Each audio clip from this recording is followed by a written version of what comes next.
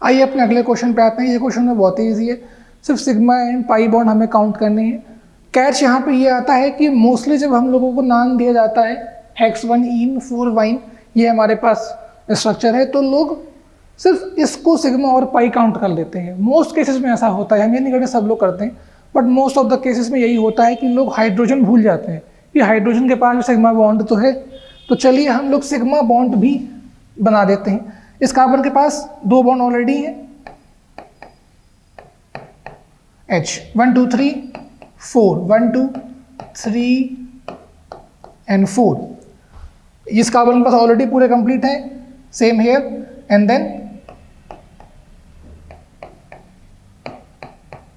तो अगर हम इस स्ट्रक्चर को थोड़ा सा बड़ा कर देते हैं फॉर अ बेटर विजिबिलिटी, तो हम लोग क्या समझेंगे,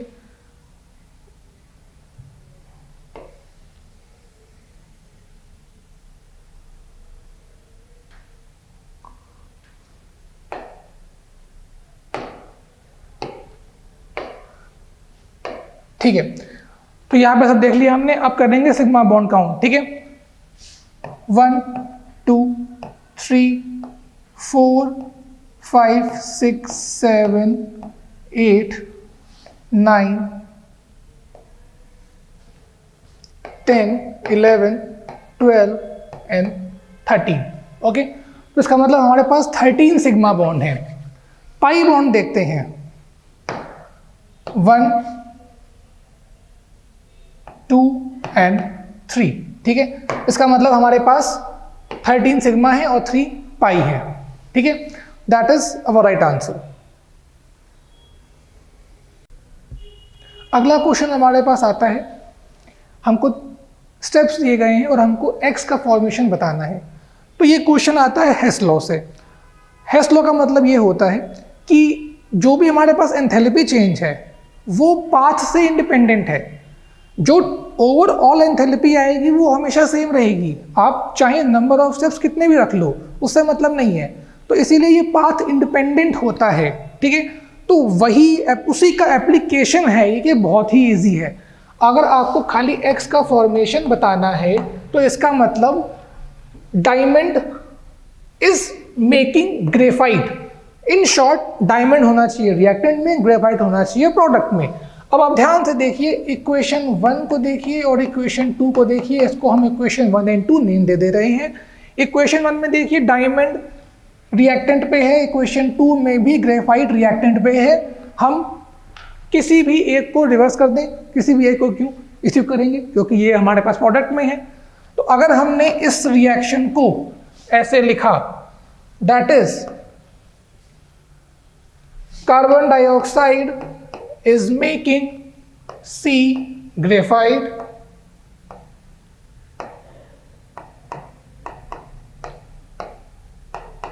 plus O2।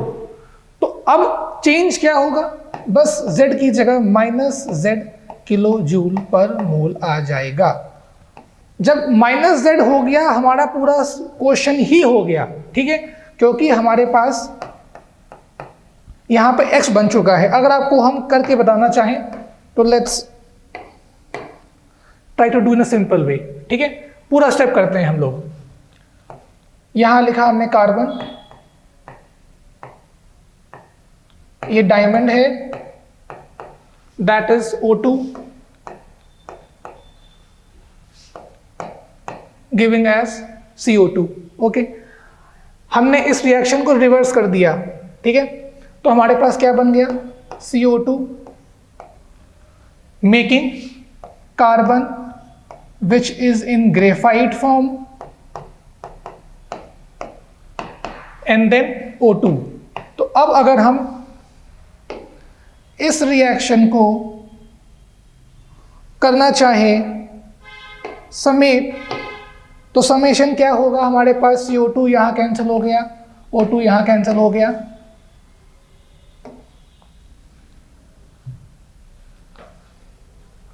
O2 यहां कैंसिल हो गया, ठीक है। तो हमारे पास क्या बचा overall reaction, carbon diamond form is making carbon graphite form.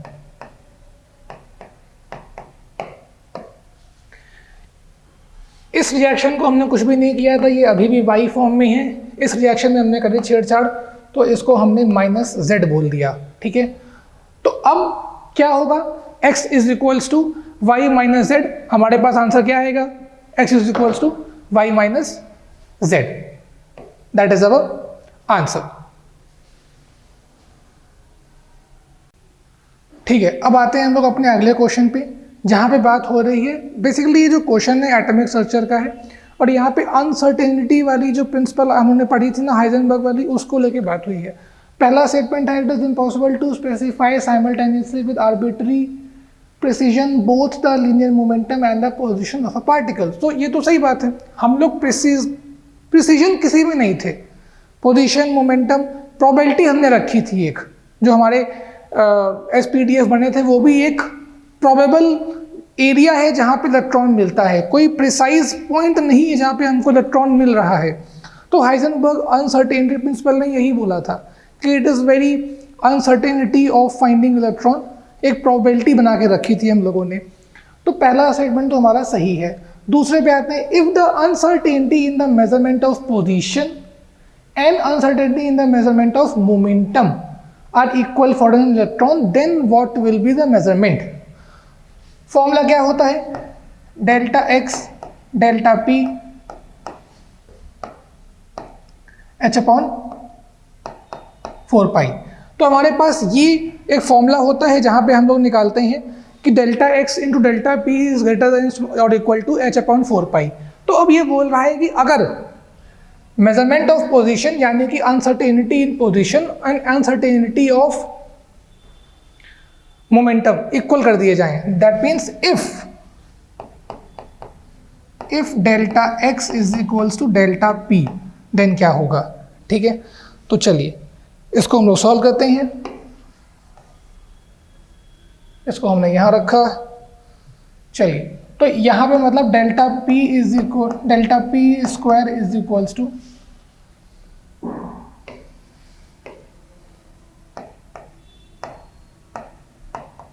H upon 4 pi. ठीक है, हमने एक फॉर्मूला पढ़ा था that P is equals to M B. Okay, तो M B square greater than equals to H upon 4 pi. तो यहां पे uncertainty in the measurement of velocity बोला है, तो यहां पे अच्छा यहां पे आएगा एम डेल्टा वी, क्योंकि डेल्टा पी है ना, तो यहाँ पे आएगा एम डेल्टा वी। तो यहाँ पे खाली डेल्टा वी की वैल्यू पूछी है, तो delta V greater than equals to H upon 4 pi 1 upon M, और यहाँ पे आ गया अंडर रूट। अब बस खाली सॉल्व करना है। डेल्टा वी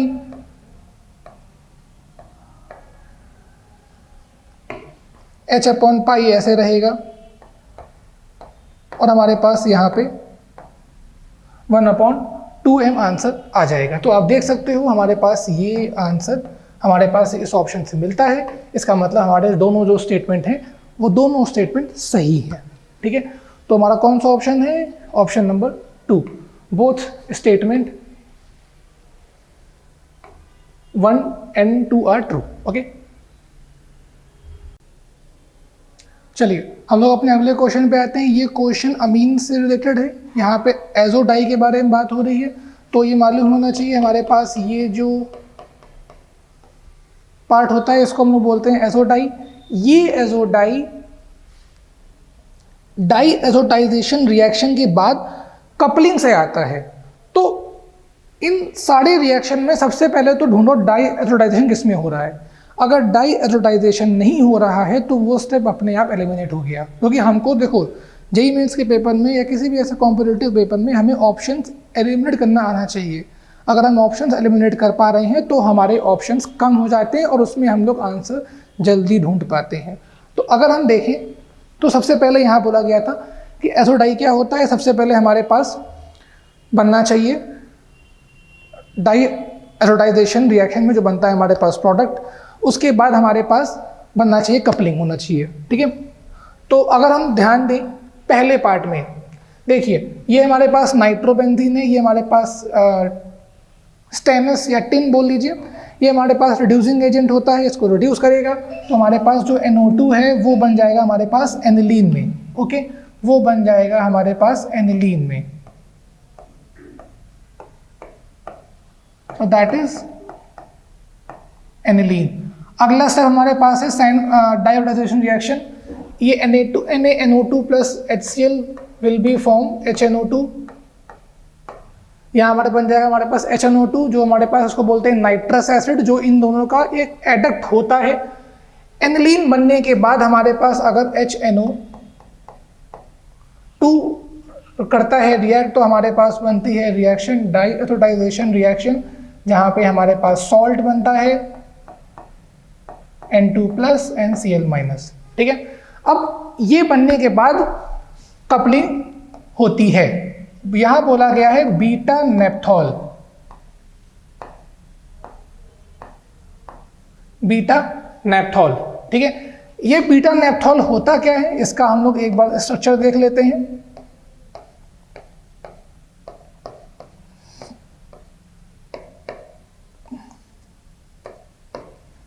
तो ये हमारे पास स्ट्रक्चर है, ठीक है, हमारे पास यहाँ पे OH लगा होता है, ये होता है हमारे पास बीटा नेप्थॉल। ठीक है, तो ये करता है हमारे पास रिएक्ट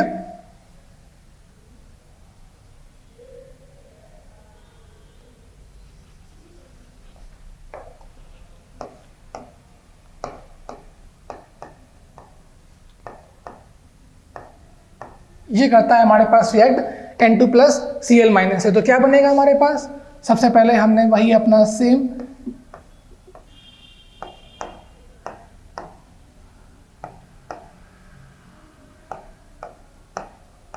ये बनाया हमने अपना बीटा नेप्थॉल, और बस आपको ये पार्ट यहाँ पे अटैच कर देना है।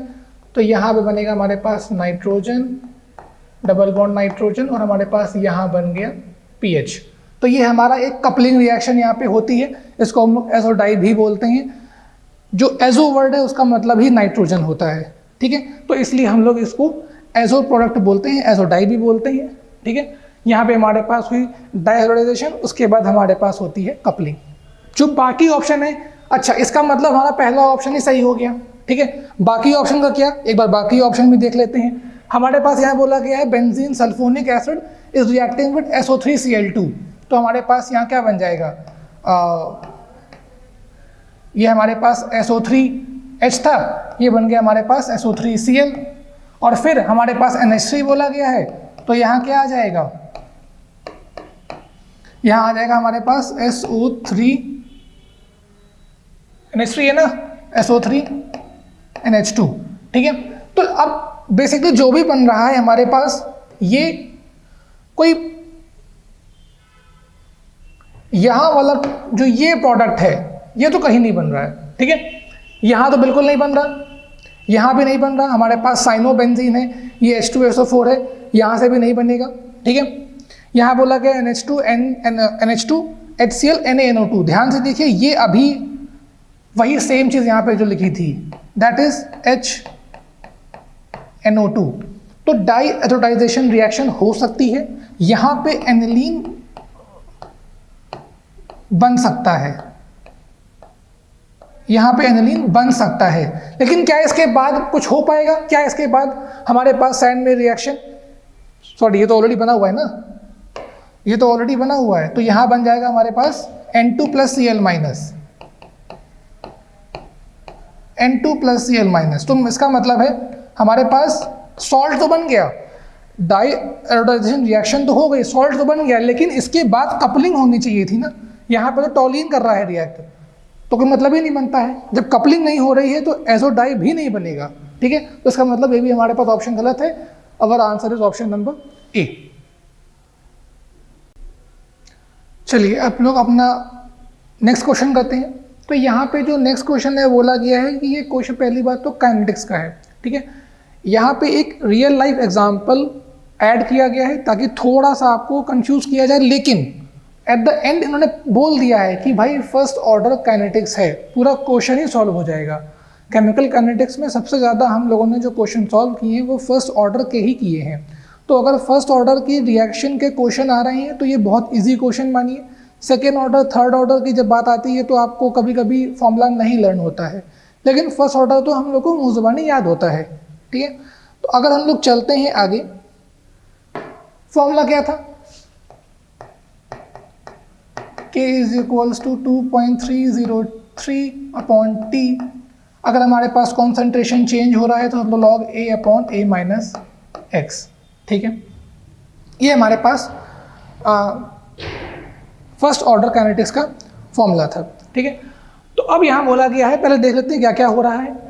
जो हमारी ड्रग X है वो इनइफेक्टिव हो जाएगी जब उसका 50% डिकम्पोजिशन हो जाएगा। ठीक है, ये अलग पार्ट है। ओरिजिनल कॉन्सेंट्रेशन जो ड्रग की है वो 16 mg है। ठीक है, मतलब जो ए वैल्यू है वो 16 है। अच्छा, कॉन्सेंट्रेशन चेंज है वो भी बता दिया गया है 4 mg। तो ये भी आपको बता दिया गया है कि कॉन्सेंट्रेशन चेंज क्या है, दैट मीन्स a-x भी आपको बता दिया गया है।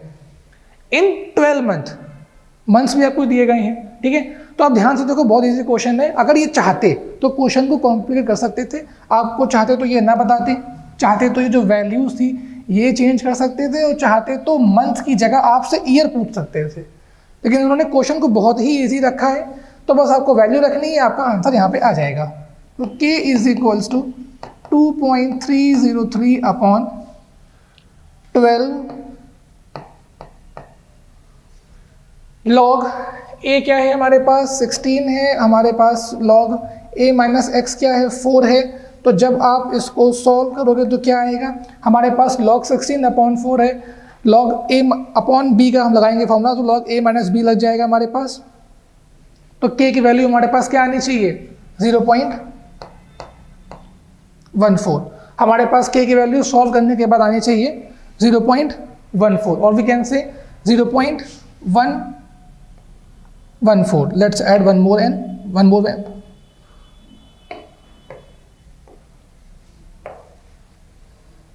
k is equals to 0.114। ठीक है, तो k की वैल्यू तो हमारे पास यहाँ से आ गई। अब हम देखते हैं आगे क्या हो रहा है। इसने बोला है कि हमारी जो रिएक्शन है वो 50% डिकम्पोज हो चुकी है।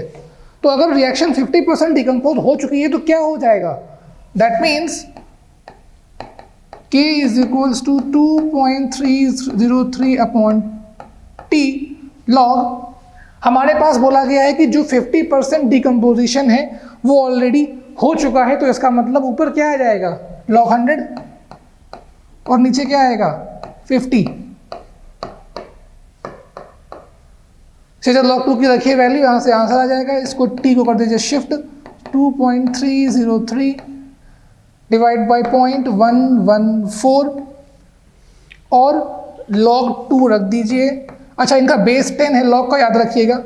ठीक है, तो यहाँ से t की वैल्यू क्या आ जाएगी, यहाँ से हमारे पास अप्रॉक्स t की वैल्यू अराउंड 6 आ जाएगी। तो हमारे पास आंसर क्या हो गया, ऑप्शन नंबर 4। चलिए हम लोग अपने अगले क्वेश्चन पे आते हैं। अब अगला क्वेश्चन जो दिया गया है वो ध्यान से देखिए, type of oxide formed by the element. ये आपको एलिमेंट्स दिए गए हैं और बोला गया that has the least atomic radius. ठीक है, तो दो चीज़ आपको करनी है यहाँ पे। पहला तो ये कि आपको इसमें पहचानना है कि इसमें, अच्छा, लीस्ट एटॉमिक रेडियस का मतलब होता है स्मॉल साइज। तो पहला काम आपको स्मॉल साइज देखना है। ठीक है, दूसरा काम आपको देखना है कि जो आंसर्स दिए गए हैं वो एलिमेंट के तौर पे नहीं दिए गए हैं, उनके ऑक्साइड पे दिए गए हैं। तो जो भी आपको लीस्ट एटम निकलता है आपको उसका चार्ज भी मालूम होना चाहिए। अगर चार्ज मालूम है तो ऑक्साइड अपने आप बना सकते हो, बहुत ईजी होता है। ठीक है, तो पहले हम इनको अरेंज कर देते हैं।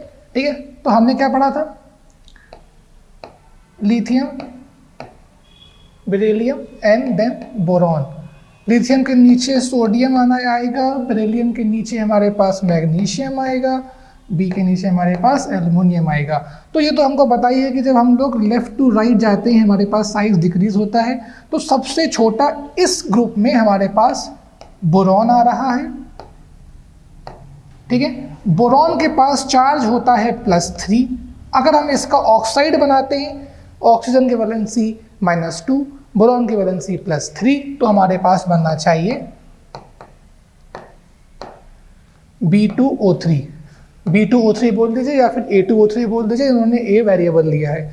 तो इसका मतलब हमारे पास option 1 is our answer. 2 part में क्वेश्चन डिवाइड था। पहले आपको लीस्ट एटम ढूंढना था खाली इसमें, उसके बाद उस एटम का चार्ज ढूंढना था, बाकी सब कुछ सेम था।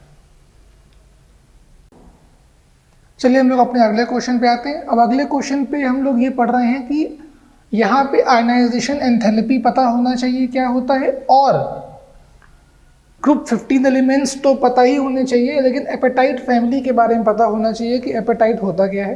ठीक है, तो एपेटाइट एक फॉस्फेट मिनरल्स का ग्रुप है जिनका एक जनरल फॉर्मूला होता है जिसको हम लोग बोलते हैं Ca5PO4 होल थ्राइस FClOH।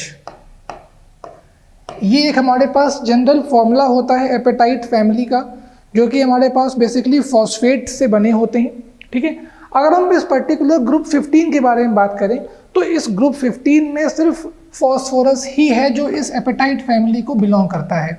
ठीक है, तो जब आपको ये पता लग गया तो अब आयनाइजेशन एनर्जी नहीं भी मालूम होगी तो भी पता चल जाएगा कि यहाँ पे आंसर क्या है, कि फॉस्फोरस अगर है तो हमारे पास फॉस्फोरस की आयनाइजेशन एनर्जी खाली आपको इन 4 वैल्यूज से कंपेयर करनी है।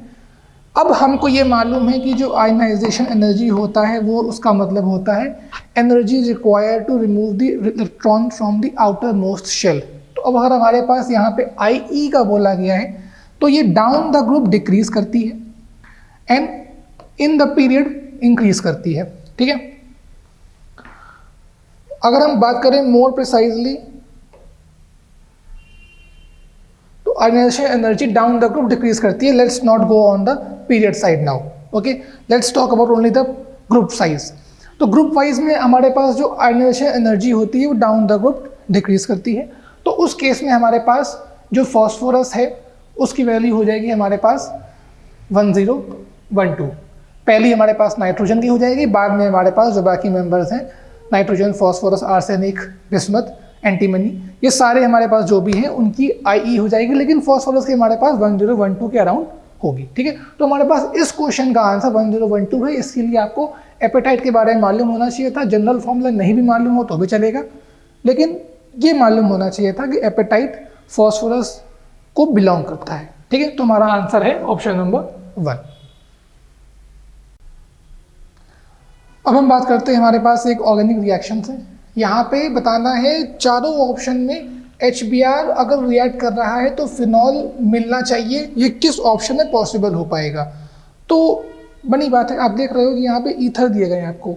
ईथर का रिएक्शन HBr से होना है, यहाँ पर आपको एराइल ईथर्स दिए गए हैं। तो जब ईथर्स दिए जाते हैं, फॉर एग्जाम्पल जैसे मान लीजिए हमने बोला, अब यहाँ तो एग्जाम्पल दे रखा गया ऑलरेडी, अगर हमारे पास OCH3 होता है और यहाँ पर कोई भी ग्रुप होता है, ठीक है, तो हमारे पास OCH3 बॉन्ड क्लीव होता है जिससे हमारे पास एक एल्कोहल मिलता है, एक फिनॉल मिलेगा एराइल के केस में। इन केस ऑफ एराइल यहाँ मिलेगा फिनॉल और हमारे पास मिलेगा एल्काइल ब्रोमाइड। तो एल्काइल ब्रोमाइड और फिनॉल मिलता है mostly in cases of ether reacting with HBr। Ether वैसे तो अनरिएक्टिव होता है, लेकिन जो HBr होता है वो काफ़ी स्ट्रॉन्ग एसिड होती है, तो उस केस में हमारे पास बॉन्ड क्लीव हो जाता है OCH3 का, ना कि O कार्बन का। OCH3 का बॉन्ड क्लीव होता है। ठीक है, तो अगर हम बात करें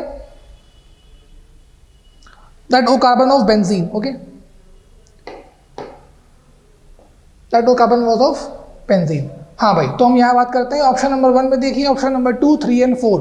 ऑप्शन नंबर 2 में देखिए हमारे पास जो ईथर ग्रुप है वो डायरेक्टली अटैच है बेंजीन रिंग से, हमारे पास यहाँ पे बॉन्ड क्लीव होगा और हमारे पास यहाँ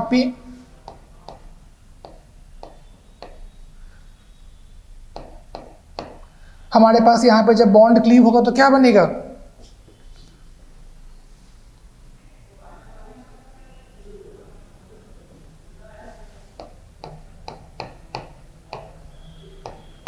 यहाँ पे HBr आया है, तो यहाँ पे हमारे पास पॉजिटिव पार्ट बन गया है। जब यहाँ पे HBr ने अटैक किया तो हमारे पास H यहाँ पे पॉजिटिव पार्ट बन गया। अब यहाँ पे हमारे पास SN2 रिएक्शन होगी क्योंकि हमारे पास कार्बोकेटाइन बन रहा है ठीक है। तो ये हमारे पास SN2 रिएक्शन होगी, Br माइनस अटैक करेगा, और जब हमारे पास Br माइनस अटैक करेगा तब क्या होगा, हमारे पास यहाँ पे कार्बोकैटायन है, और कार्बोकैटायन के होने से अगर हमारे पास Br यहाँ आ रहा है तो हमारे पास यहाँ पे इसका हो जाएगा रिलीज। तो क्या बनेगा हमारे पास यहाँ पर,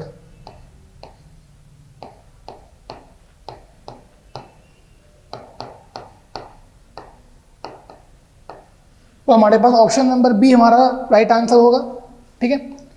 ऑप्शन नंबर 3 में देखिए ये डायरेक्टली अटैच नहीं है, बीच में हमारे पास CH2 ग्रुप आ रहा है, ठीक है। ऑप्शन नंबर 4 में भी यही केस है, और हमारे पास ऑप्शन नंबर 1 में भी यही केस है कि ऑप्शन नंबर 1 तो एलिफैटिक में चला जा रहा है फिर, ठीक है। ये ऑप्शन नंबर 2 हमारा राइट आंसर है, ठीक है। तो यहाँ पे हमारे पास HBr से रिएक्शन होती है, क्लीवेज होता है, हमारे पास यहाँ पे H ने अटैक किया, कार्बोकैटायन बना, SN2 रिएक्शन हुई।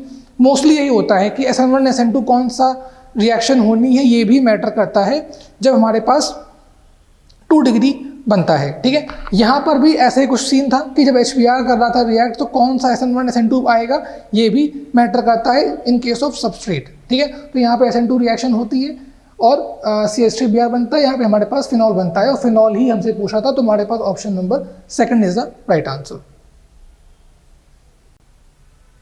ठीक है। तो हम लोग अपने अगले क्वेश्चन पे आते हैं। यहाँ बोला गया है कि consider the following low spin complexes, सारे कॉम्प्लेक्स लो स्पिन है, सबका स्ट्रॉन्ग फील्ड लिगेंड है, ठीक है।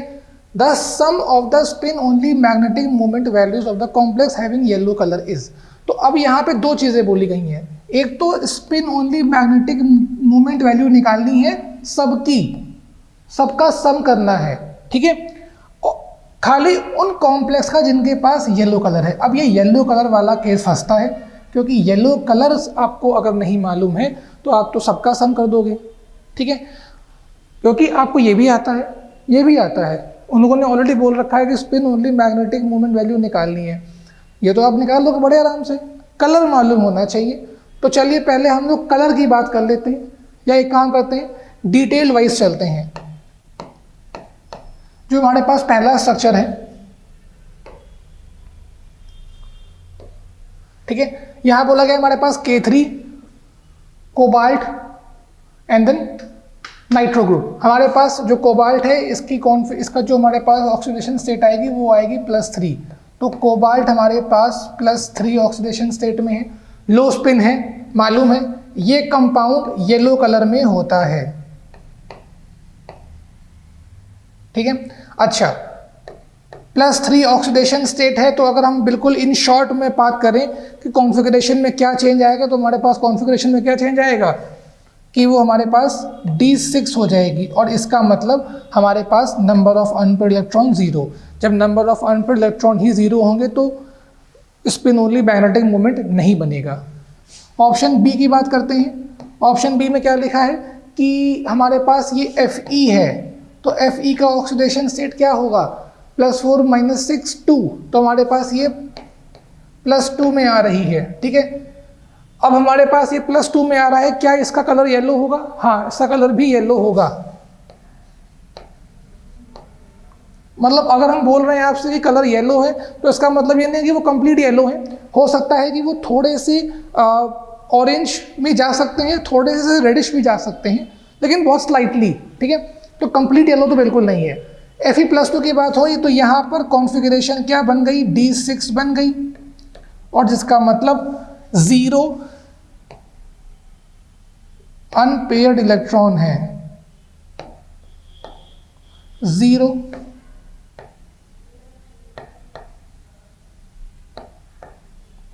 अनपेयर्ड इलेक्ट्रॉन्स हैं, ठीक है। अब करते हैं हम लोग ऑप्शन सी की बात।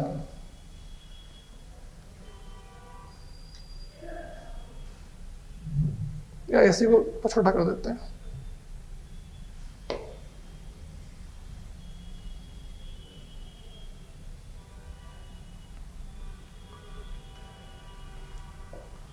ऑप्शन सी के बारे में बात करते हैं। तो ऑप्शन सी में ध्यान दीजिए, हमारे पास जो कंपाउंड है, इस कंपाउंड में हमको दिया गया है K3FeCN6। तो हमारे पास इसकी ऑक्सीडेशन स्टेट क्या आएगी, ये आ जाएगी +3।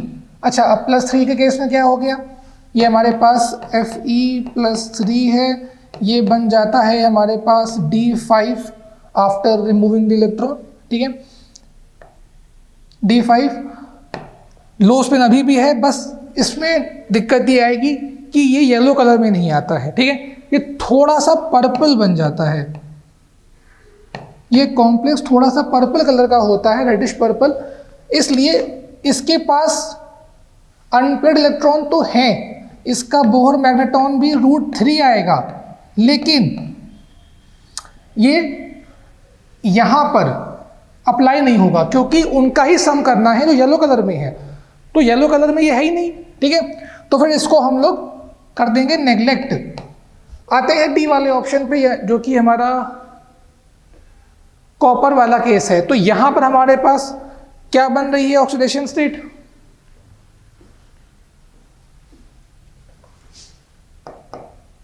+2 -6, देन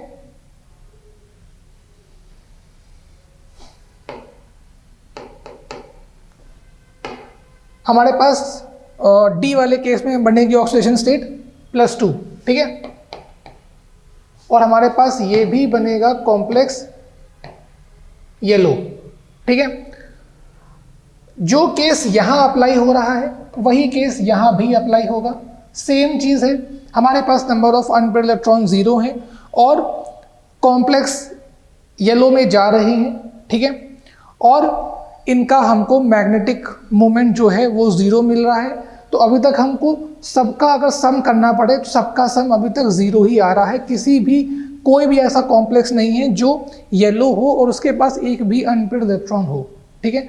तो ऐसा कोई भी कॉम्प्लेक्स नहीं है जिसके पास एक भी अनपेड इलेक्ट्रॉन हो, एक के पास था बट वो येलो कलर नहीं था, ठीक है। तो इसका आंसर हमारा 0 आएगा। चलिए अपने अगले क्वेश्चन पे आते हैं। हमारा जो अगला क्वेश्चन है वो दिया गया है कि एक आइसोमेरिक हाइड्रोकार्बन है वो नेगेटिव दे रहा है हमारा बेयर्स टेस्ट। नेगेटिव का मतलब होता है कि जो हमारे पास अनसैचुरेशन है, जो हमारे पास अनसैचुरेशन है वो एब्सेंट है। लेकिन जब हम बेंजीन रिंग के बारे में बात करते हैं तो बेंजीन रिंग भी बेयर्स टेस्ट को नेगेटिव देता है, ठीक है। तो हमारे पास मॉलिक्यूलर फॉर्मूला C9H12 है। तो C9H12 जो कि बेयर्स टेस्ट नेगेटिव दे रहा है, तो उसका अगर हम लोग DBE निकालेंगे तो उसके अकॉर्डिंग बेंजीन रिंग तो प्रेजेंट है इसमें। ये क्वेश्चन ये नहीं है, क्वेश्चन यहाँ पूछ रहा है कि इसके जो भी आइसोमर्स बनेंगे उसमें कौन से ऐसे आइसोमर्स हैं जिनमें 4 different non aliphatic substitution site है। इसका मतलब इलेक्ट्रोफिलिक सब्स्टिट्यूशन साइट ये पूछ रहा है, तो वो कितनी ज़्यादा होंगी वो पूछ रहा है। तो हमारे पास सबसे ज़्यादा हमको सबसे पहले हम लोग बताएंगे कि C9H12 में एक तो बेंजीन रिंग हो गई, अगर हम इसमें C6H6 माइनस कर दें तो कितना बचा हमारे पास C3H12, मतलब C3H12 इसमें और ऐड होगा, ठीक है। तो इसके हमको पहले बताने हैं आइसोमर्स। टोटल हमारे पास 8 आइसोमर्स बनते हैं, ठीक है। 8 आइसोमर्स को अगर हम बनाना चाहें तो हमारे पास पहले तो हम लोग 8 डिफरेंट बेंजीन रिंग ड्रॉ कर लेंगे।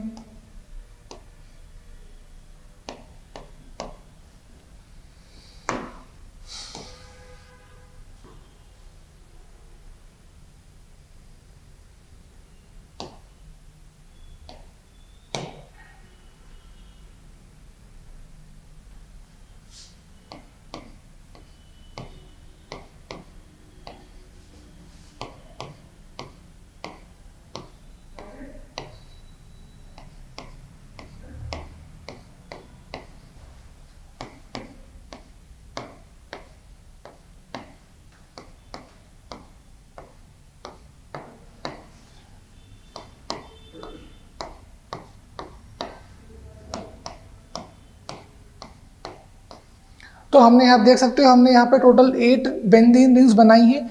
यहाँ पे आपको C3H12 की पोजीशन बतानी है डिफरेंट पोजीशन पे। तो हम लोग कैसे भी करके C3H12 लगा सकते हैं। तो पहले हमने यहाँ पे लगा दिया ऐसे, आप ध्यान से देख सकते हो हमने यहाँ पे प्रोपाइल पार्ट लगाया है, ठीक है।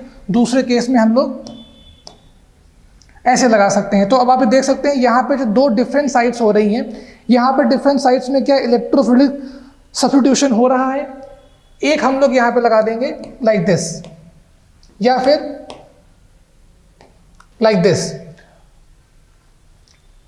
इस 4 डिफरेंट आइसोमर्स में आप खाली इन 2 आइसोमर्स को भी देख लोगे तो भी हमारा आंसर आ जाएगा, बट स्टिल हमारे पास डिफरेंट पोजीशन है तो हम डिफरेंट अपना यूज कर सकते हैं, लाइक दिस।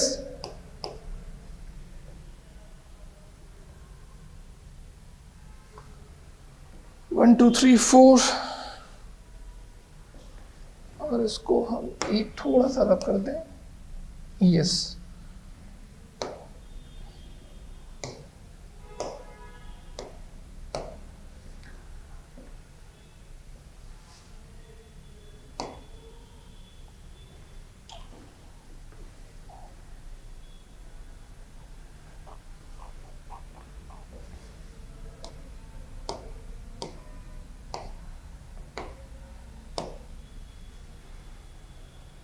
ठीक है, तो अब हम देख सकते हैं यहाँ पे हमारे पास 8 डिफरेंट आइसोमर्स हैं। ये हमारे पास 8 डिफरेंट आइसोमर्स हैं। इनमें हमको बताना है कौन से कितने नंबर्स ऑफ स्ट्रक्चर्स ऐसे हैं जहाँ पे 4 डिफरेंट जगह पर सब्स्टिट्यूशन हो सकता है। तो एग्जांपल लेके बताते हैं आपको। देखिए हमारे पास ये ग्रुप है, ठीक है, इसके अकॉर्डिंग यहाँ पे रिएक्शन हो सकती है, यहाँ पे हो सकती है, यहाँ पे हो सकती है। तो मतलब 1 2 3, सिर्फ 3 डिफरेंट साइड्स ही बनी, हमसे आंसर 4 पूछ रहा है, ठीक है। सेम केस यहीं पर है। यहाँ पर अगर हम देखते हैं, हमने पहले बताया था कि आप ध्यान से देखेंगे तो इसमें आपको आंसर मिलेगा। इसके अकॉर्डिंग देखिए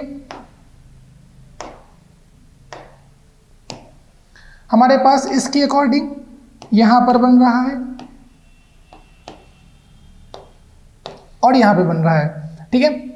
और इसके अकॉर्डिंग हमारे पास यहाँ पर तो बन ही रहा है क्योंकि ऑलरेडी बना है, यहाँ पर भी बन रहा है, तो that is our 4th site, ठीक है। तो यहाँ पर हमको 4 डिफरेंट साइट्स मिल रही हैं। सेम केस यहाँ पे होगा, क्या होगा हम देखेंगे अप्लाई करके।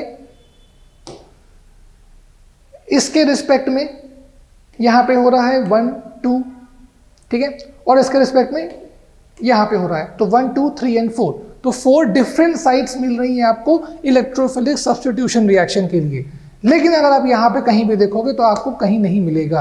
फॉर एग्जाम्पल इसमें इसका ऑर्थो 1 देन 1 देन अगेन 1, ये तो ऑलरेडी अटैच्ड है तो ये खाली यहाँ पे होगा, ये तो मेटा हो जाएगा, ठीक है। तो यहाँ पे हमारे पास यहाँ पे नहीं होगा, खाली हमको 2 मिलते हैं स्ट्रक्चर्स जहाँ पे हमारे पास 4 different non aliphatic substitution sites मिलते हैं। तो हमारा आंसर है 2, दैट इज 2।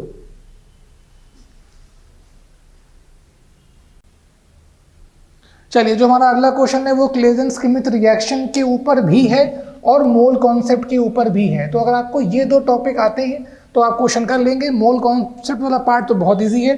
क्लेजेन-स्किमित रिएक्शन याद होनी चाहिए। तो वो रिएक्शन क्या थी कि जहाँ पे हमारे पास बेंजल्डिहाइड था plus it is reacting with हमारे पास यहाँ पे जब 2 बेंजल्डिहाइड के मोल्स करते हैं रिएक्ट तो हमारे पास क्या बनता है, डाइबेंजल एसीटोन। हमारे पास डाइबेंजल का फॉर्मूला क्या होता है, PH, that is our dibenzal acetone, okay.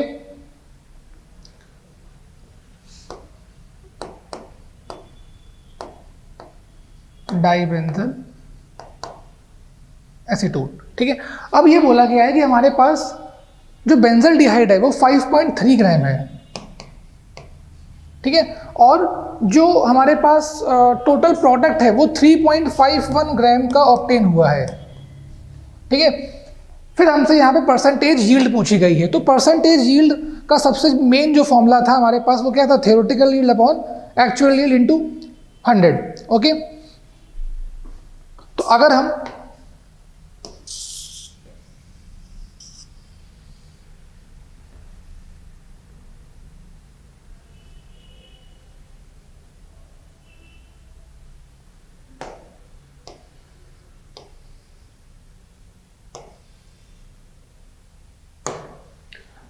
तो हमारे पास यहाँ पे 5.3 ग्राम दे रखा गया था, इसको हमने पहले कन्वर्ट किया मोल्स में।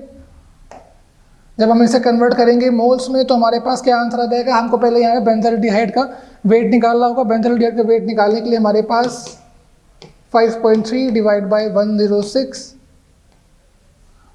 दैट वुड बी 1/20 मोल। और वहीं पे अगर हम बात करते हैं डाइबेंजल एसीटोन की, तो डाइबेंजल एसीटोन के केस में हमारे पास जो, एक मिनट, हमारे पास यहाँ पे फिनाइल भी होगा, तो हमारे पास डाइबेंजल के केस में अगर हम यहाँ पे मोल्स निकालते हैं तो हमारे पास 3.51 divide by it's molecular weight which is 234, that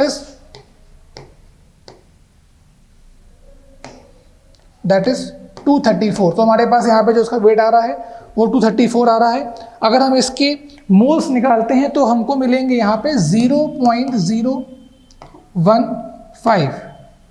तो अब हमको यहाँ पे रिएक्टेंट और प्रोडक्ट दोनों के मोल्स मिल गए हैं, ठीक है। ये 1/20 मोल है, ये 0.015 मोल है। अगर हम यहाँ से यील्ड निकालेंगे, मतलब अगर 2 मोल्स ऑफ बेंजल्डिहाइड मिलके 1 मोल ऑफ हमारा जो प्रोडक्ट है वो बना रहे हैं, तो 1/20 मोल के केस में कितने बनाएंगे, दैट वुड बी 1/40, ठीक है, दैट इज 1/40। तो अगर हमारे पास 1/40 आंसर आ रहा है, जिस केस में ये हमारी हो जाएगी थ्योरेटिकल यील्ड, ठीक है। तो इसको हम लोग बोलेंगे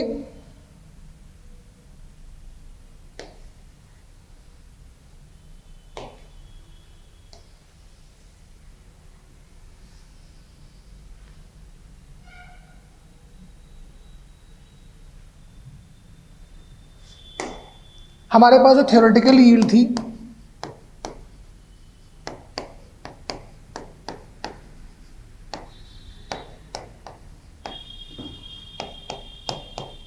वो 1/40 मोल हो गई थी। परसेंटेज यील्ड निकालने का फॉर्मूला होता है that is theoretical yield upon actual yield, ठीक है। तो हमारे पास actual yield upon theoretical yield that is 0.015 upon 140 would be is equals to 100। इसका आंसर हमारे पास आता है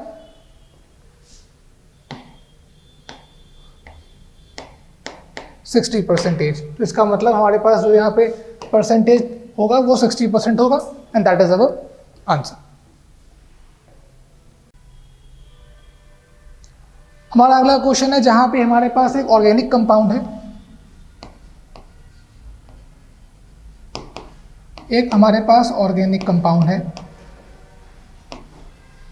जो BaSO4 पे बन रहा है, ठीक है, जो BaSO4 में बन रहा है, और ऑर्गेनिक कंपाउंड का जो आपको वेट दिया गया है वो 0.20 ग्राम दिया गया है, और जो हमारे पास BaSO4 दिया गया है वो 0.40 ग्राम दिया गया है, ठीक है। और आपसे क्वेश्चन में पूछा जा रहा है परसेंटेज ऑफ सल्फर क्या है, तो सल्फर का जो परसेंटेज है कैसे निकालेंगे आप। हमारे पास जो परसेंटेज कंपाउंड में आ रहा है, ठीक है, अपॉन टोटल इंटू 100, हम लोग यूजुअली यही करेंगे कि हमारे पास जो हमारा ऑर्गेनिक कंपाउंड है उसमें कितना कंटेंट आ रहा है, इस ऑर्गेनिक कंपाउंड में कितना सल्फर है, इस ऑर्गेनिक कंपाउंड में कितना BaSO4 में सल्फर है, that upon organic compound sulphur into 100, ठीक है। जैसे जैसे हम लोग क्वेश्चन सॉल्व करेंगे वैसे वैसे हमको समझ में आ जाएगा, ठीक है। तो हमें इस ऑर्गेनिक कंपाउंड के बारे में कुछ नहीं पता है, बट हमें इसके बारे में काफ़ी कुछ पता है, तो हम लोग इसके पहले मोल्स निकाल सकते हैं। तो 0.40 ये हमारे पास गिवन मॉलिक्यूलर वेट है, गिवन वेट है। जो हमारे पास नोन मॉलिक्यूलर वेट होता है BaSO4 का वो क्या होता है हमारे पास 233, दैट इज 233। तो 233 में जब हम लोग डिवाइड करेंगे तो हमारे पास ये आ जाएंगे मोल्स ऑफ BaSO4, ये आ जाएंगे मोल्स ऑफ BaSO4, बट हमको मतलब खाली सल्फर के मोल से है। तो हम लोग क्या करेंगे 0.40 अपॉन 233, सल्फर का हमारे पास कितना होता है वेट 32 ग्राम, सल्फर का हमारे पास होता है वेट 32 ग्राम। तो ये जो हमारे पास कैलकुलेशन आएगी, ये कैलकुलेशन हमारे पास सल्फर के मोल्स की होगी, ठीक है, ये हमारे पास सल्फर की होगी। अब अगर हमको परसेंटेज ऑफ सल्फर निकालना है तो कैसे निकालेंगे, चलिए क्वेश्चन में देखते हैं। परसेंटेज ऑफ सल्फर, तो ये पूरी कैलकुलेशन यहाँ पे रख दीजिए, 0.40 divide by 233 multiplied by 32 divide by जो हमारे पास ऑर्गेनिक कंपाउंड का वेट था 0.20 मल्टीप्लाइड बाय 100, हमारे पास यहाँ पे आ जाएगा 27.5%। लेकिन यहाँ बोला गया है दैट परसेंटेज इज इन 10⁻⁻1%। तो क्या आ जाएगा 275 इंटू 10⁻⁻1%। तो हमारा आंसर क्या आ जाएगा 275। चलिए अपने लास्ट क्वेश्चन पे आते हैं जो कि हमारा है NO2 माइनस, ठीक है। तो NO2 माइनस के अगर हम लुईस डॉट स्ट्रक्चर के बारे में बात करते हैं तो हमारे पास कुछ ऐसा होता है। ध्यान दीजिए यहाँ पर इलेक्ट्रॉन पेयर नहीं बोला है, यहाँ पर खाली इलेक्ट्रॉन बोला है। तो आप जितने भी इलेक्ट्रॉन हो सबको इंडिविजुअली काउंट कर सकते हो। तो 1 2 3 4 5 6 7 8 9 10 11 12। तो हमारे पास total number of non bonded electrons जो होंगे वो 12 होंगे around the whole NO2 minus, ठीक है। तो माइनस को काउंट नहीं करना है, ध्यान दीजिएगा कि यहाँ पर सिर्फ इलेक्ट्रॉन ही काउंट करने हैं। ये हमारे पास स्ट्रक्चर है, ये सबसे इजी क्वेश्चन था। आई डोंट थिंक ऐसे इजी क्वेश्चन और कोई होगा। तो उसका आंसर हमारे पास क्या होगा 12।